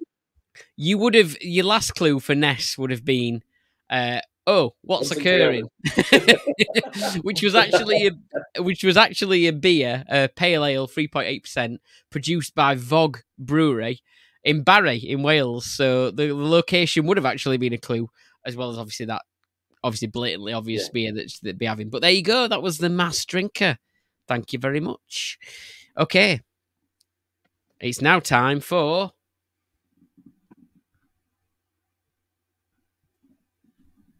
This, when I find my button. What's in Jan's box? What's in Jan's box's box? What's in Jan's box? What's in Jan's box's box? What's in Jan's box? What's in Jan's box's box? What's in Jan's box? Watch your lips move. What's in Jan's box's box? Hi guys, Jan here from the Boxing Hounds, and I've brought along my famous box. Can you guess what's inside it this week? 20 questions, and I can only answer yes or no. Jan tried to mime that then for all the It was like an listeners. old kung fu movie from the 80s. I always look like Jackie Chan or Bruce Lee. Wanna fight? Fight me. So, 20 questions we've got to guess what's in Jan's box. Jan's tripped us up a few times with this, but we got it last week. Well, they got it last week. I was shouting for ages last week. Plug socket.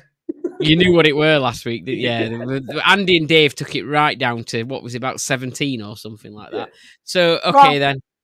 Tonight, I've literally, as soon as you put the music on, I've just come up with an idea. So, Oh, not like leaving it till last minute. right well, then, let's go. Okay. Well, I don't know if I've mentioned, but it was as of Tuesday, it was my birthday. So shall I do the first one? Is Yeah. it birthday Yeah.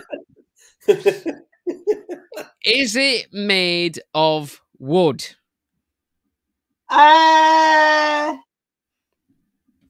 No. Okay. Happy fucking birthday. cake? You daft cunt. I felt sure you'd do. Is it made a birthday cake for the first one? No. Is it made of candles? If this turns out to be birthday candles, going to be a lot. If I look back at this moment, No. Not candles. is it made of plastic? Yes. Is it used in the serving of drinks? Can be.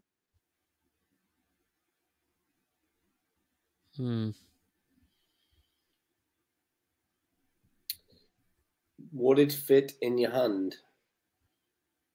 Like fully in your hand? No.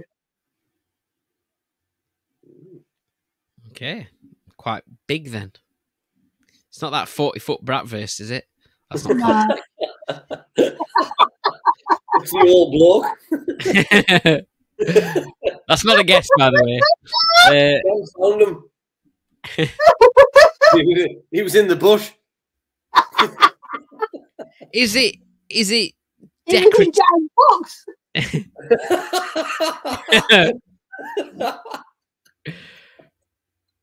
I was going to say, just for clarity reasons, when I said bush, I didn't mean your box.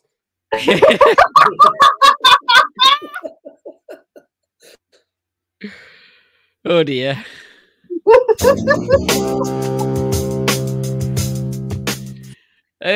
Is it decorative? No.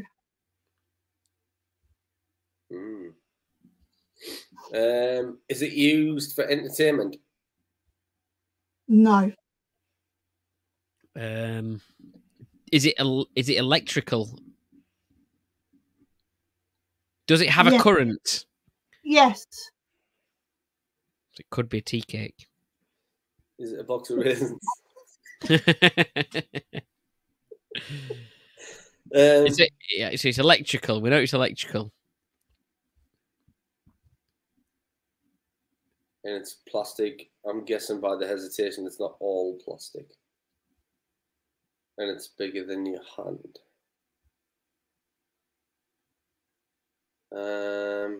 You said no to the serving of the drinks, didn't you? I said Is you it a can bush? be in the serving of drinks. Right, okay.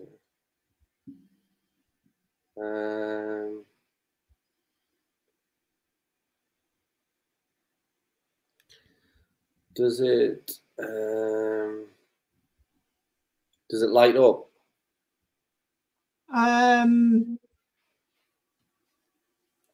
No. Does it make a noise? Yes.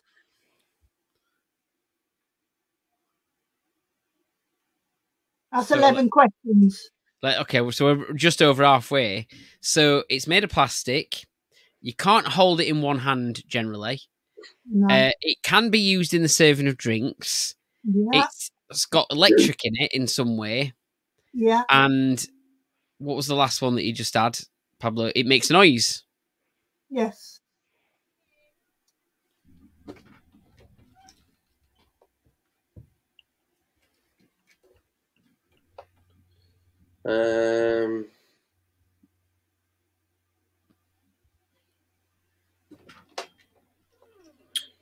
Does it also have metal parts? No. I've got to go and remove a spider. I'll be back in a second. Me and no one just chat shit for 10 minutes. You can cut this bit out.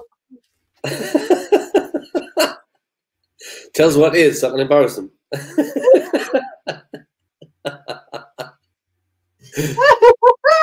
You'll kick yourself. I'll kick It myself. hasn't. It's not been on Jan's box before. I'm going to have a puff my fag while he's off dealing with spiders. I hate spiders, mate. Oh no, I don't mind them. Minging. I don't We had mind one in them. the office the other day. It was like about the size of my hand. It's horrible. We got a huge one in the bloody staff room at the minute. I've given it a name. It's called Gertrude. You let it live? Yeah. Oh, I've got to kill every single one I find. Oh no. Bad luck to kill spiders, you know. If I saw one on the wall now and went behind the sofa, I'd have to remove everything and find it. I wouldn't be able to come back in the room unless I knew it was dead. Sorted. Oh no. Mind them. Right then. Yeah, we know what it is now. Oh. No, we don't. We don't. Whose question is it? Yours. I think, Is it? yeah, your thing. Was the last question? Was it? Does it make a noise? Yes. Does Yeah, it? And, Your go then, Oh, no. Norman. and I asked. Does it have metal bits? And you said no. Oh, Okay. yeah. So it's your go Does- then. Oh, yeah. Does it hold liquid? Yes. Plastic holds liquid. Are we talking about an actual beer dispenser here, by the way? I was thinking that. We can use it. Like a can perfect go. draft. We can go for it. I'd say, is it a beer dispenser? If I was you. Does it dispense beer? No. Oh.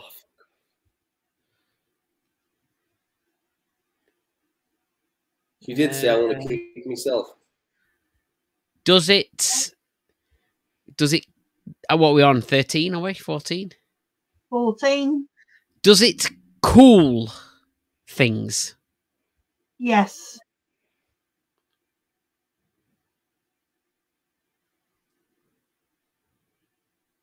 Oh, hang on. Is this a beer fridge? Have we had a beer fridge before? No. I wasn't asking. I was talking to Jimbo. I know what he was doing. It's not a beer fridge. 15, 14, 16 even, I don't know. Is it a cool box? No. Oh, I was convinced. That's 17. You've got 3 questions left. I was convinced I got that. It makes a noise. Like it makes a noise, that's the thing, and it cools drinks, it cools beer. It makes a noise. Fridges make a noise, but it's not a fridge. Cool boxes make a noise. I'll give you a massive clue now. It doesn't cool beer. Oh. Ah. Hold on. Is it again? This is a question for Jimbo, not you. I'm wondering if it's a physics machine, Jimbo. Nah, they don't cool beer. Exactly. She said No, but she said beer. it does. Oh no, but she said it cools something, didn't it? That was the question. It cools something, yeah. Well, like an ice bucket type. Oh no, that's. I think it could be. Again, this isn't a guess. I think it could be an ice machine. Makes noise. It's electric, plastic. I don't know if we'd had an ice. No, that was. We had it in Pub Shed Sound. All right. Okay. Ah. Hold on. Does that fit everything then? Sound. It's electric. It's plastic. I imagine. It cools things. It makes a noise. Serving the drinks. Yeah. Doesn't cool beer, but it cools something. Is it an ice machine? Yay! What's in Jan's box? What's in Jan's box's box? What's in Jan's box? What's in Jan's box's box? What's in Jan's box? Oh, your box is very frosty this week.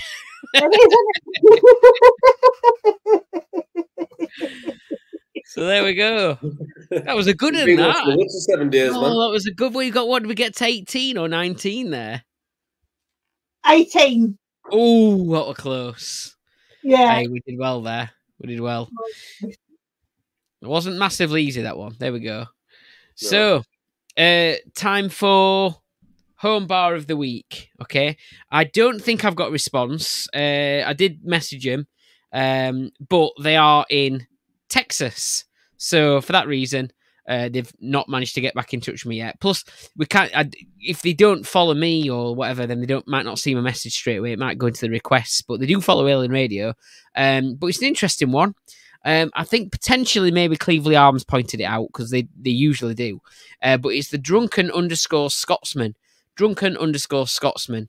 I like the logo. I know you're a big fan of logos, Pablo. It's a great logo, isn't it? Speaking of logos, Speno's logo. Oh, amazing. Brilliant, isn't it? And especially to get somebody who's done Daya's stuff. Yeah. With his Daya Really. stuff, isn't it? No, Verdant, sorry, Verdant.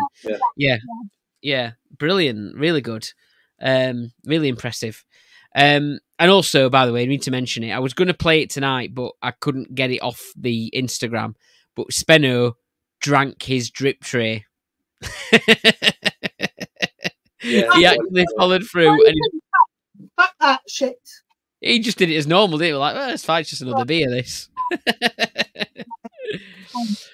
Well, he said it and he did it. He followed through. So fair play to Spenno for drinking his drip He did tray. say he might follow through afterwards. What's up? Sorry. He did say he might follow through afterwards. What was that? He said he might spend all night having the shits. Oh, did he? Oh. Did you see him walking back to the house afterwards, though? Was he wobbling all over? He's trying to walk up the steps. He's like 1 step up, 3 steps back, and then fell on the fucking deck, and I was hysterical. Was he like Waller Abdul? It was. Honest to God, it was hilarious. 2 Absolutely steps hilarious. forward, 1 step back. He's the cat off Paul Abdul. Exactly what it was. So, back on with home bar of the week. Home bar of the week then. I missed that because my battery died on my phone. So he connected with the beer winner, and then I saw about 10 minutes of that, and then my battery died. And Ruby was laughing as I said, "Look, my battery even couldn't survive Spenno's waffle, and it was fully charged." Well, I couldn't watch it because I was busy eating chicken nuggets at the time. So. Have a look at these stories. It's hilarious. I did watch as much of the video as I could, and obviously saw him drink the drip tray, but I didn't see the end bit where he was walking back. So I'm gonna have to catch up with that. Yeah. Hilarious. So like Billy Connolly's drunk walk. Home bar of the week. Yeah. Drunken _ Scotsman. So yeah, they like I said, they haven't got back to me. Drunken _ Scotsman. Love the logo, looks brilliant. Because they are in Texas, so that might be why they're about 6 hours behind. So they may not have seen message, but it says they started with a shed and slowly turned it into a pub in Texas. And yeah, there we go. That's what it looks like before it's finished, obviously, because you can go to their profile and you can see the full build process. There's a lot of videos on there. There's not loads of images of the full bar yet, but there's a lot of videos on there. So go and have a look because it's a great looking place. And like yourself, Jan, they've got a pool. They've got a pool outside. Yeah. Obviously, and also, I just say he is. I'm assuming he's actually Scottish and moved out to Texas because the whole bar is kitted out with blue and he's got the St. Andrews flags and everything in there. I fucking love him already. Yeah, I mean, picture of the Queen smoking a joint. Yes, I've got that coming. I've got that coming up in a second. But yeah, it's a great looking place, and as Jan said, there's lots of Scottish influence in there, obviously with the name as well. So I assume he's got Scottish roots or heritage, or he is Scottish. I've asked that question. I'm sure he'll get back to us at some stage. If you do, speak to him or cross paths with him online or chat with him, tell him you heard him on the Ale and Audio podcast. But yeah, it's a great looking place. Like you say, it's got the a lot of the sort of blue Scottish colours, the Scottish flag, St. Andrew's flag, is that right? Yeah. He also has a number platey looking sign on the wall that says Edinburgh. Yeah, well, there you go. That's another clue. But there's loads of like number plate signs in there as well. It looks like there's some like American-y sort of number plate signs on the wall. I quite like them as well. A couple of pictures of him in there as well in the bar, enjoying his sport. Although he's obviously Scottish, it looks like he's enjoying his American football still, though. So he's still enjoying the American sports in there from the look of things. The bar top is really nice. And I know that from looking at their, the process of putting the bar together, they spent quite a lot of time, I think, doing the bar top, which looks really, really cool. I like that. There's the picture of the Queen smoking something she probably shouldn't, which Pablo pointed out. But yeah, I mean, like I said, most of the stuff you'll see is in video form. One thing that I do want to point out is I think he's recently just become, or he might be in granddad already, but he's just had a couple more grandkids. So it might be his first grandkids, and it looks like potentially twins as well, maybe. But yeah, he's definitely Scottish. He's wearing a fucking bonnet. Where's that? Oh, true. Yeah, there we go. Yeah. So yeah, and obviously Jan, we know you're Scottish as well.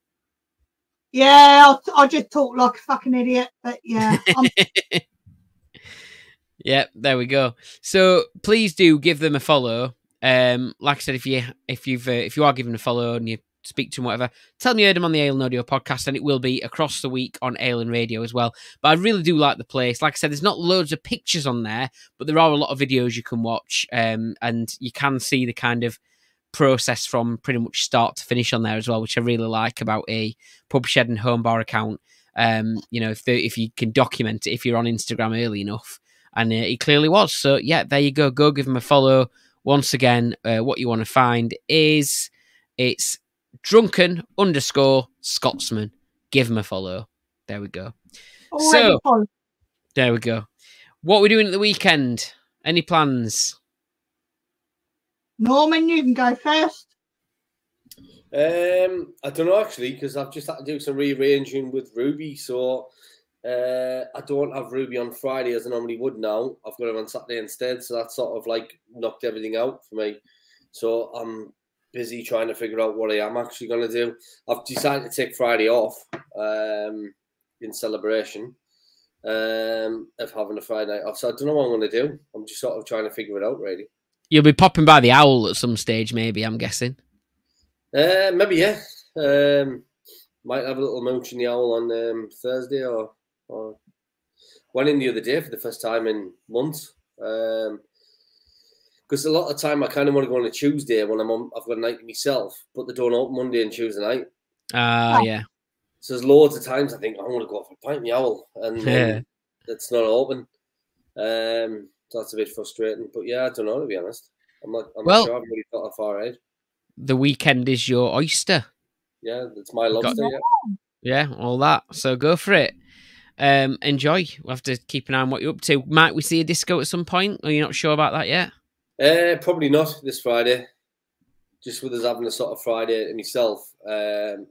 Normally, sort of me and Michelle don't ever see each other on a Friday. She lets us do my disco thing. So normally it's like Saturdays, like where we go and do something or go out or whatever. So probably going to flip it around and go out on Friday night or do something on Friday night. That's it. Cool. Enjoy. We'll keep an eye on what's going on. Oh, by the way, I really enjoyed your episode of Tip Sip Chug, by the way, which I think is a great idea. Yeah. Do you not think it's just such a good one? Well, both of you. You've both been on Tip Sip Chug. Yeah. Obviously, Jan, you were the first one. Then it was Pabs. Obviously, we've just had Kev at the Glory Hole. At this time in speaking, I can't possibly say who's supposed to be on Saturday because it's not been announced yet. So I can't possibly say. Not able It'll to be announced say. by Wednesday, though. It will be, but again, nobody will know with you. I don't know. It was mentioned a long time ago, but I'm not.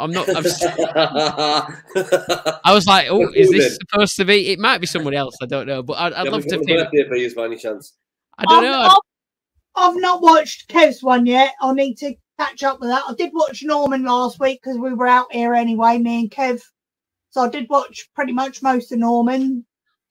And then the week before, I just talked shit for 2 hours, basically. I mean, I love the idea of it. It is great, you know. It's a good idea, isn't it? And I like the fact how he goes and looks at the beers you've had as well and picks some out. And I mean, for Kev, it was a really tough one, wasn't it? Because Kev, you know, I don't know if I imagine it was tough for all of you. To be fair, it looked like none of them were particularly easy because we tend to only drink the beers that we want to drink, don't we? So I'm not going to buy a craft beer I don't want. Exactly. So it's quite tough, but so you have to be quite clever about your reasoning, and then obviously, you know, I think it's been brought up a few times that you want to, do you sip the beer like, or do you chug the beer like? It's a difficult one, isn't it? It's a weird if you do it. Yeah. I think for mine it was actually really easy because he had the McCall Blimey, and obviously you can't get that anymore. So I had to sip didn't I? Because if I could have a can of it now, I'd have to sip it. Yeah. You can't get it. So mine was actually probably pretty easy. Although I did like the fact when he come on mine, he said straight away, this is probably parental advisory notice before the guest comes on. That's brilliant. But it's great. So I've been really enjoying that. So well done to Hop Sip and a Chug, because I think it's been a really good watch, hasn't it? And been great to have both of you two on it as well. What are you up to weekend, Jan? So Saturday night we are going over to my niece's because she's just got a little flat, her and a little girl, because she's just separated from her bloke, so they've just got a little 2-bedroom flat not far from us. We're going over there and I'm getting rid of some of my shitty beers as a housewarming present. All right, she didn't listen to this. She won't care anyway, she's like me.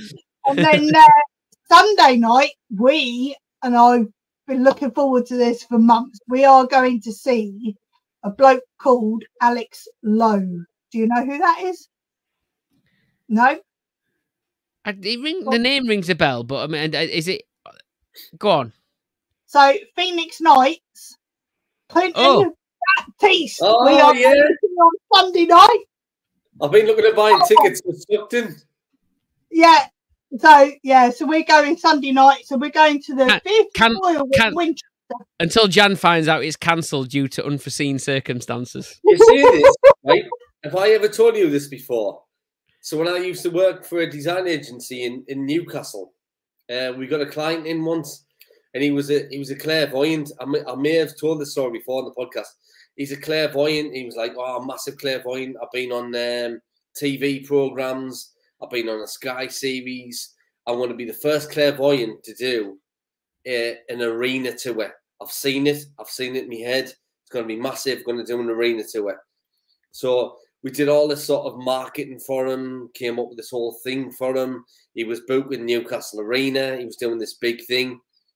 And then he came in one day, told one of my members of staff to basically go home because her daughter fell down the stairs and died. So she was in hysterics and left the office. Turns out her daughter wasn't even at home. She was on a friend's house. So then she wouldn't dare leave the house for days, thinking that her daughter might die if she did. Absolute bollocks. And then he came in a couple of weeks later and said, "I want you to put a PR statement out." We put loads of stuff out in the press and stuff all over.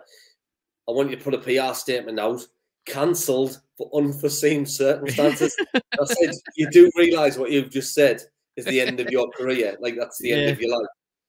You'll never be a medium again anywhere." And you literally want us to put cancelled for unforeseen circumstances for a psychic tour. You thought they may have you thought he may have decided to give a reason instead of putting that, if anything. Yeah, he was like on that TV show with Derek Acora and all that. Yeah. And I said, like, we can't put that out. And he went, "Yeah, I want you to do that." Right, okay. Yes, that's the end of your life then, mate. Oh, God. So we actually did that. Close for unforeseen circumstances. Mad.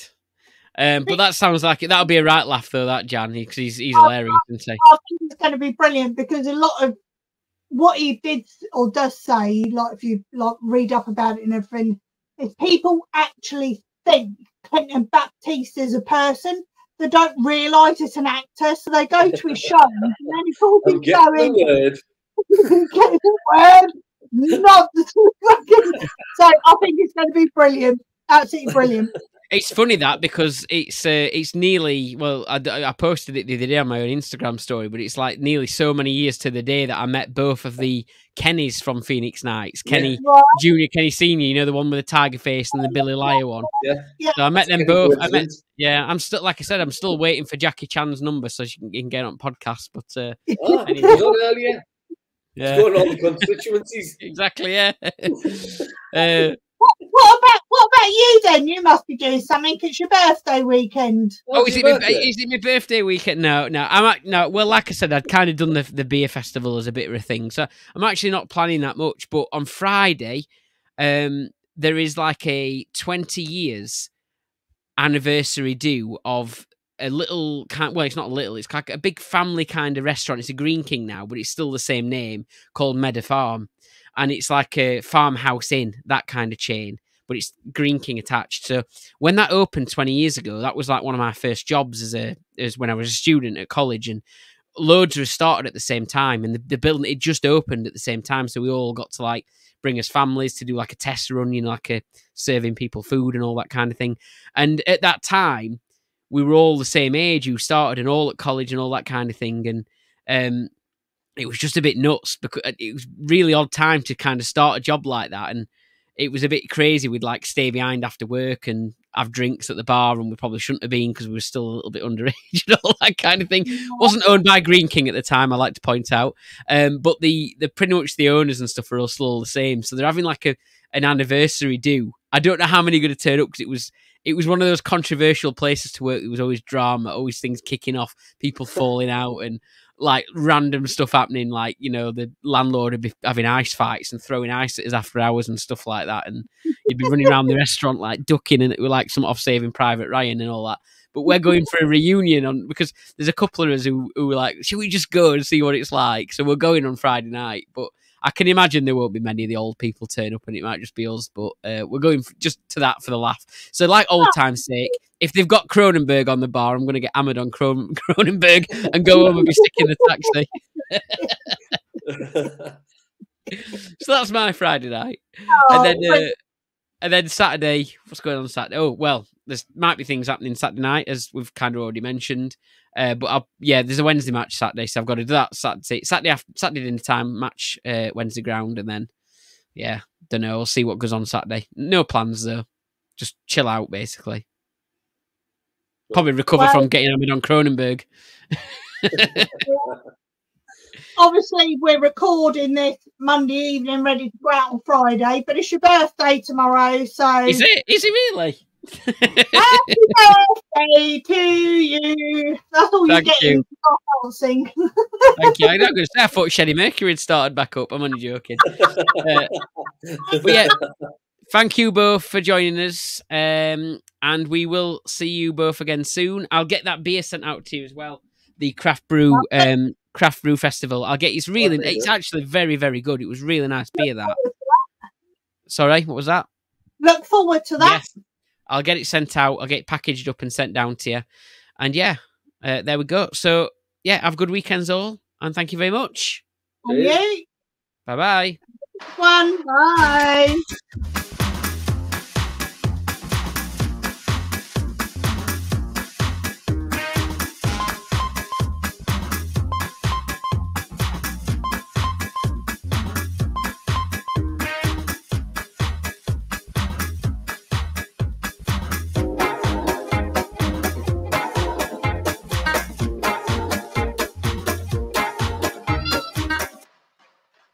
Did you know it was my birthday on Tuesday?